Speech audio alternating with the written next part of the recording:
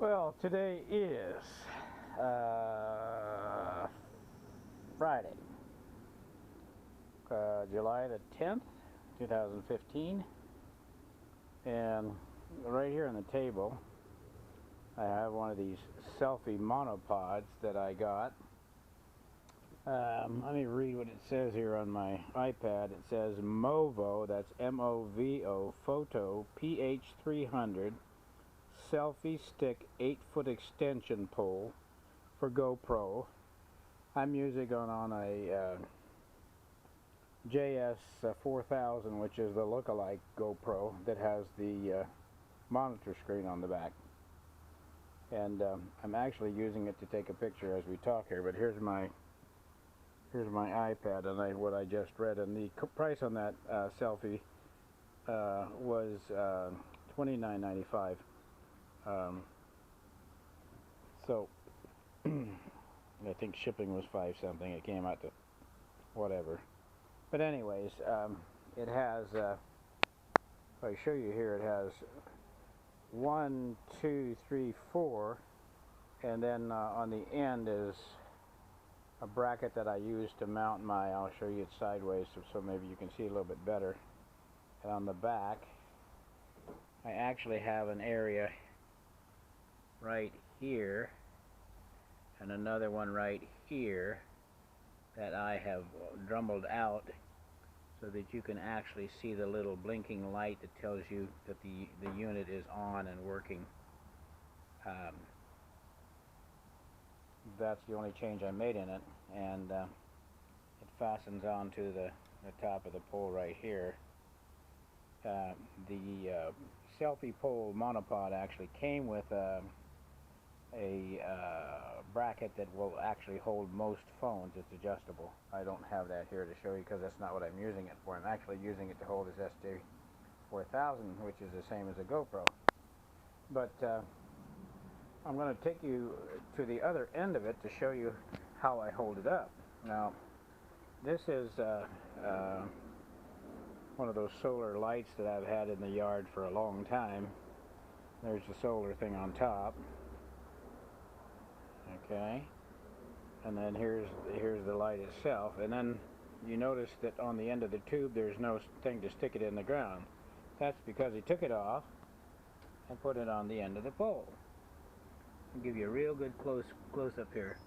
And I epoxied it into this area right here. I had to drummel a little plastic off to make it fit, then I covered it all with epoxy resin and then shoved it up in there. And I didn't realize that the part that you put in there is plastic, but this part here is actually aluminum, which makes it really tough. And there is an edge on it, as you can see. So I just step on that edge when I stick it in the ground, and I can stick it at any angle I want.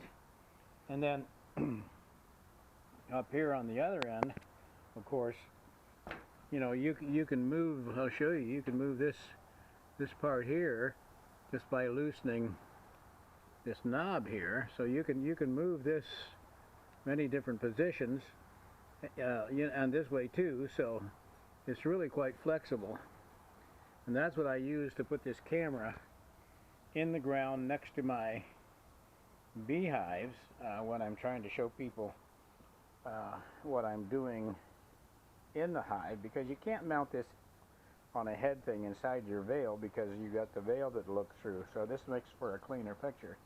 I'm still experimenting with it to get the right position around the hive box so that I don't get in the way, and the box itself, the hive, doesn't get in the way, and people can get a better view of what I'm doing. And probably by the end of this year I'll have it all about where I want it to be. But just to give you an idea, an adaptation of that of this particular item that I purchased, and the add-on on the end here. So if I zoom back, you can see I'm on my back deck patio, which is a 40 by 16 wood deck with banisters all around, and we've got one of those sunsetter awnings up top with a sun shield on the front. It has been raining off and on for, oh gosh, at least a week, and we've got another week to go, or maybe more. This is the like I said, the 10th of July, which is kind of weird weather for Indianapolis.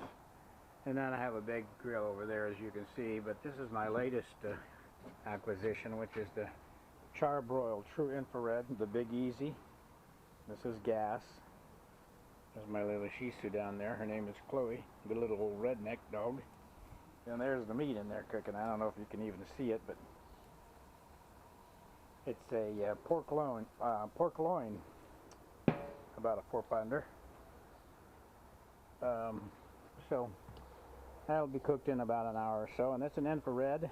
You can grill, you can cook, you can broil, you can smoke. There's your smoker container on the side here where you pull out and just add your smoke to your wood pieces. After you soak them, throw them in there and it'll smoke it for you.